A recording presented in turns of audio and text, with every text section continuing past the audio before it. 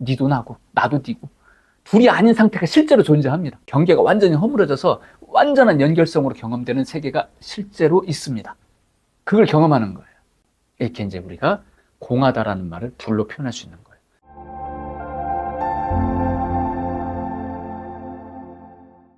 막판에 인생을 정리할 때 그런 말 합니다. 돌아가신다.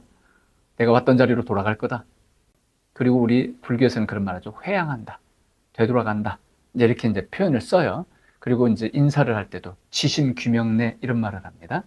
지신, 지극한 마음으로 귀명내. 명은 본래 자리를 얘기해요. 본래 자리로 귀, 돌아간다. 돌아가는 걸 자꾸 얘기합니다. 그 돌아간다는 게 뭐예요? 나의 근원 자리로 돌아간다. 근데 이 돌아가는 것을 우리는 삶을 통해 경험하고 싶어 합니다. 이게 소통입니다. 즉 무슨 말이냐? 나의 삶 속에서 주어지는 인연, 일, 하고 싶음 등등등 그 모든 인연, 그 인연 맺음을 통해 근원을 경험하고 싶다고요. 그때 우리는 살아있음을 제대로 느끼고 비로소 안식이라는 걸 느껴요. 그걸로 끝이라는 거죠. 끝. 더 이상 할 바가 없는 거예요. 그게 끝이에요. 완전한 살아있음, 완전한 충만함, 그걸 경험하게 됩니다. 그래서 이제 그 자리까지 이제 가려고 우리가 수행을 하는 거예요. 그럼 그 의지를 누가 일으켜요? 내가 일으켜요? 아니에요. 나라는 건 그 의지가 일어나는 바대로 경험되어지는 산물이에요. 나에게 슬픔이 일어나잖아요. 나는 그 즉시 슬픈 존재가 돼버려요. 근데 갑자기 누가 웃어줘요.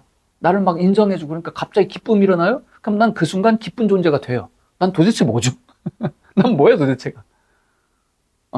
이것도 아니고 저것도 아니에요. 나는 아무것도 아닌 거죠. 어떻게 보면. 그죠? 나라 할 만한 그 무언가가 정해져 있지가 않아요. 무상하다라고 하는 겁니다. 이걸 무상, 항상 똑같지 않다. 무수히 변한다. 살아 움직이는 거죠. 이게 바로 생명입니다. 생명은 고정될 수가 없어요. 끊임없이 근원에서 근원으로 흘러요. 이 사이에 나라고 하는 경험이 일어납니다. 이걸 우리는 에고라고 하죠. 그래서 이 에고적인 요걸 통해 우리는 뭘 경험하고 싶은가? 근원에서 근원과 소통되는 이걸 경험하고 싶은 거예요. 나 이거 하고 싶어 라고 했을 때 그걸 통해서 근원적 생명력을 경험하고 싶은 거예요. 예술가가 뭘 만들고 싶어? 그 예술품을 통해서 나는 내 생명력을 경험하고 싶은 거예요. 나의 예술품을 통해서 내 가슴에 숨겨놓은 그걸 여기서 느끼고 싶어 하는 거예요. 내 가슴에 숨겨져 있는 걸 여기다 끄집어내가지고 여기다가 투입해가지고 이걸 보기만 해도 와, 할 수 있는 그걸 느끼고 싶은 거죠. 인연 속에서는요, 내 사랑하는 이를 통해서 그걸 느끼고 싶은 거예요. 뭘까요, 그게? 근원. 근원적 생명력을 경험하고 싶은 거예요. 내 사랑하는 이를 통해서. 내 아내에게서, 내 남편에게서, 내 도반에게서, 내 형제에게서, 내 자식에게서 근원적 생명력을 느끼고 싶어 한다고요. 내 부모에게서. 그러다 보니까 우리가 근원 찾다 보니까 어디로 가요? 조상도 찾고. 그래서 궁극적으로는 신을 찾죠. 그래서 신이라는 존재는 가장 적합한 정의를 내린다면 바로 근원자가 되는 거예요. 내가 뭐 하려고 하는데 이것 좀 이루어주쇼잉? 하고 부탁하는 뭐 맡겨놨는지 찾으려고 하는 듯한 그런 존재를 신으로 보는 게 아니라 나의 근원자. 존재의 근원자가 신입니다. 자, 근원자면 답이 나왔다, 그죠? 나라는 존재는 근원에서 벗어날 수 있어요, 없어요? 벗어나서 따로 존재하는 나가 존재할 수가 없죠. 말이 안 맞잖아요? 근원과 독립적으로 존재하는 나는 말이 안 맞는 거예요. 그러므로 신과 독립된 나는 말이 안 되는 거예요. 부처와 독립된 나는 말이 안 되는 거예요. 그걸 우리는 뭘로 경험하느냐? 바로 그리움으로 경험하는 거예요. 그리움은 어디서 왔는가? 근원에서 일어나는 거예요. 그럼 근원에서 일어나는 이건 뭐냐는 거죠. 이게 바로 부처님의 마음이에요. 이건 어디를 향하는가? 또한 근원을 향합니다. 즉 부처는 오직 부처를 향할 뿐이에요. 근원에서 시작된 이 그리움은 오직 근원을 향할 뿐이에요. 그걸 우리는 나라고 하는 존재로 경험하고 싶어 하는 거예요. 일, 사람 등등 인생을 통해서 경험하고 싶어 한다. 이게 바로 이제 우리의 기본적인 존재성이거든요, 이게. 그런데 이렇게 어떻게 보면 이렇게 표현하는 건 일종의 진리는 이런 거예요 하고 상을 지어주는 거죠, 그죠? 한번 이해 좀 해보려고, 그죠? 요걸 이해해 보려고 하는 거예요. 자, 이런 가운데에서 공이라는 말이 등장을 했어요. 여기서부터 사람 겁나 헷갈리기 시작합니다. 공이라는 단어를 전부 다 제각각 해석을 해버려요. 그죠? 근데 이제 그래도 추리다 보면 두 가지로 나와요. 아까 말씀해 주신 것처럼 비우는 공. 그죠? 수행자로서 뭔가 비운다라고 하는 행위에 의해 비우는 거예요. 수행이죠. 닦을 수를 쓴단 말이에요. 닦는다는 뭐예요? 닦아서 어쩌자고? 비우는 과정을 말하는 거예요. 왜 비워요? 장애가 일어났어요. 무슨 장애예요? 아까도 말했죠. 생명이 생명을 향해 소통하고자 하는 가운데 나라는 존재가 탄생했는데 나를 통해 막힘이 생겨버린 거예요. 나라는 존재를 통해 이 소통을 경험이 안 되는 거야. 이 경험 못 되게 만드는 이걸 우리는 업장이라고 하죠. 예. 그래서 요걸 닦는 거예요. 닦는다는 게 다른 말로 비우는 거죠. 예. 그래서 수행한다, 니꼬로 비운다. 동의어예요. 같은 말입니다. 그러니까 비우고 비우다 보면 어떻게 돼요? 소통을 경험합니다. 소통을 경험하는 즉시 소통의 지혜가 일어나겠죠. 근원적인 대생명력이 그 빛이 내 머리꿀에 지혜로 일어나 버려요. 그럼 뭘 볼까요? 너와 나는 둘이 아니구나를 봐버려요. 거기서 보는 공이 또 있습니다. 아, 본래 비었네. 난 이건 이거다, 저건 저거다라고 내 나름대로의 경험 속에 이름을 갖다 붙였어. 근데 나의 이것을 두고 나의 경험에서는 이거는 그냥 박스야. 근데 이 사람은 이걸 갖다 화장지라고 그래. 아니, 근데 박스인데 왜 갖고 너네 화장지라고 하노? 이건 경험이 달라서 그런 거예요. 그리고 자기의 나름대로 이름을 갖다 붙인 거죠. 그죠?